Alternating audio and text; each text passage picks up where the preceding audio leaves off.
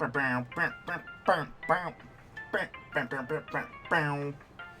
guys, this is Jason, back for a new video. Today we're going to be talking about Paper Mario. Specifically the partners in Paper Mario. I love this game. Love these two games. I love Paper Mario 1 more than The Thousand Year Door. I know, controversial opinion, but that's just how I am. But a big part of these two games is the partners. And the partners are great. So I want to rank all of them from the first two games. I have not played Color Splash, Sticker Star, and Origami King. And Super Paper... I haven't finished Super Paper Mario. So I didn't want to rank those. It's not fair. And these guys are just so much better anyway. So, let's begin. There's 15 partners in total.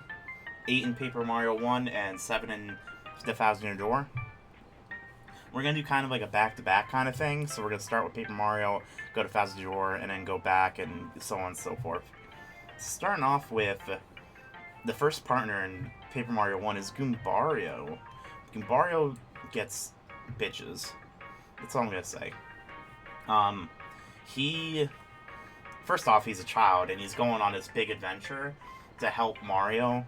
That is commendable and deserves so much respect.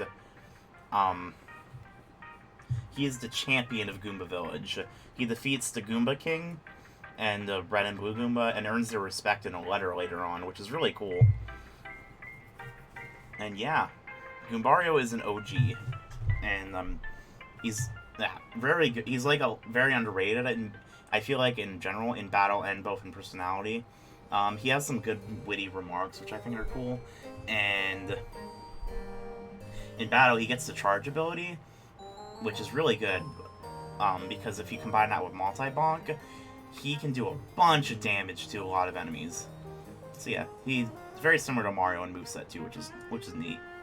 Anyway, first partner in Thousand Year Door is Goombella.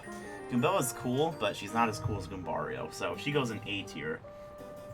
I feel they're like the same thing. Goombella's best move is to literally give up her own move and give it to Mario. I think that's kind of dumb, because she's not actually doing anything, and her other moves are like the same thing. I feel like a lot of people say Goombella is better because she's a girl and people are horny for the Goomba girl. I am not horny for the Goomba girl, personally. But anyway, I do relate to Goombella. She is a college student, which I was a college student at some point. So, I relate to her on that part. I think she's neat, but, like, she's not Goombario, guys. Come on. Alright, we got Koops coming up. No, Kooper first. Sorry, these guys are kind of similar. I like Kooper better. Their names are similar, too. It's so confusing. Kooper is the defender of Koopa Village, first off. He saves everybody from the Fuzzies. Well, after we kind of helped him get his shell back, first off. But that's besides the point. He has a sick design, too. Look at that bandana, the bandage, the red armbands. That's so cool. He's, like... And then he becomes it... Yeah, he fulfills his dream of becoming a great explorer, too, at the end of the game, but like going with Colorado, but he's clearly surpassed him. Anyway, yeah, I love Kooper a lot. I think he's neat. Koops, on the other hand, I think Koops deserves a lot of respect. Not as cool as Kooper, though.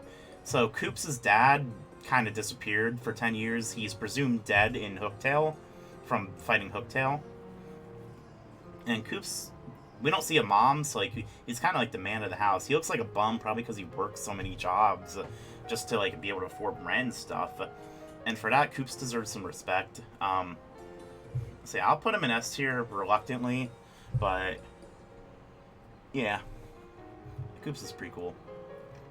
All right, Bombette. Bombette's a bomb, so she goes in B tier. And then we got Flurry. I don't really have much to say about Flurry, honestly. She doesn't have too much of a well, no, that's not true. She has a good personality, but she doesn't interact much with in her chapters. She kind of shows up, and she's said to have like a great relationship with the Punies, but like we don't really see that. Also, her moves are kind of not very super useful. She has Gale Force, which you can, like, blow things. She has, like, the health stealing move with the Kiss, and then she has the Body Slam. The Body Slam hurts her with spikes, and I don't think she can hit stealing enemies with it. So, yeah, I don't know. She's okay. Parakarry. Parakarry is S tier. Top of S tier, too. Parakarry is a mailman, first off, so, like, that's, like, one of the most commendable jobs of all time, in my opinion. He's constantly delivering letters, and he introduces a side quest that's, like, a game-long side quest, where you find missing letters and you have to give them to people with Parakarry. And it's so cool because, like, I love side quests like that where you just get to explore around and, like, talk to people. It's so cool. He also has, like, a lot of good moves. He can hit, not everything, but he has a cool, what's that called? Screen nuke move, which is really good. Who we got next? Yoshi. Yoshi kind of shows up and says, "I'm baby," and yeah, he shows up and says, "I'm baby," and becomes your party member. He is really good. He has a lot of good moves to combat weird enemies, like those weird spike guys in Chapter 3. And yeah, he also lets you run really fast. And that's really useful in Phasma Your Door because there's a lot of long hallways. And they removed the spin dash for some reason. Yeah, Yoshi's really good. He's also the only partner that's customizable, I believe. Because he shows up and you can name him, and depending on how long you take to hatch the egg, you can get a different color. So yeah, he's really cool. Bo is S tier. Bo is really cool. She lives up in a mansion. Has like an army of boos. She captured a star spirit and pretty much just held it hostage until we helped her defeat King Bubba to get her army back, basically, and save all the boos. And yeah, she didn't like need to join us afterwards. She lives up in a mansion. She's rich and has an army, and she's still doing work. And I think that's really commendable of Bo. So she like definitely deserves her place at second place on the tier list. So yeah, Bo is really cool. Watt, oh god, I think Watt goes in A tier. So Watt shows up and says, "I'm baby," just, but even more than Yoshi, because like Watt doesn't have like much interaction with anybody, and his ability on the screen isn't very good. It just lights things up and lets you see invisible blocks. But what is useful is his attack, him in battle. He can do charge up, which powers up Mario for like 3 turns, and his basic attack just it ignores like an enemy's defense. So like it just does max damage all the time. Watt is really good in battle, but if he had like a better ability or just talked more, I would say he would be S tier. Vivian. Probably S tier. Yeah, you're not as cool as Cooper, I'm sorry. Vivian's really cool. She has a good arc where she stands up to her sisters and leaves them to go pursue a better path. She's the only one that stands up for Mario, well, that helps Mario in Chapter 4, Twilight Town, after his body gets sucked. Yeah, and she's trans, and we support that, which is really cool. Yeah, Vivian's really cool, good in battle too, and cool ability. I don't know, it's kind of the same as Lee's Bo's ability, but yeah. Alright, who's next? Sushi. I don't like Sushi that much. Sushi comes in at probably one of my least favorite chapters, and you have to do this really annoying mission where you have to find these Yoshis.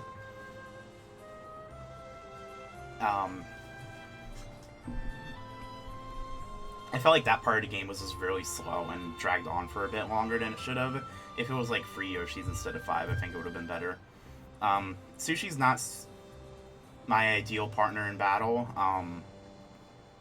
Does average amount of damage. Tidal Wave is a really hard move to hit with, and she has like a water block move which raises Mario's defense. I personally don't play defensively. I'm more of an attack guy. So it's not super useful for me, but I respect it. We got Bomb. I might have did two, messed up the order. We got Bombery. He's a bomb, so he goes in B tier. Oh God, where do I put you? Lackluster? You can go in A tier, I guess. No, that feels wrong. C tier, I think it fits you. Top of C tier. Lackluster's cool. He's the last partner in Paper Mario 1, but he doesn't do a lot of damage, which is kind of lame. What does he do? He has Cloud 9. Cloud 9 is really useful. It allows you to... gives Mario, like, a Bushi, kind of, but it's still, like, you can still get hit, but it makes Mario more evasive, and that's really useful. He just comes in, like, so late, so it's kind of not super good. Yeah. But he has sunglasses, so he's pretty cool. I like all these characters, by the way. It's like, I don't know, like, dissonant or anything, but yeah. Miss Mouse goes in C tier also. She kind of, I think she also ignores defense, which is really useful. She's kind of built up throughout the game to be, like, this hot shot, but she's not super, super good in combat and stuff. But, like, we see her throughout the game, which is really cool, and, like, that's the only partner that, like, does that, I think.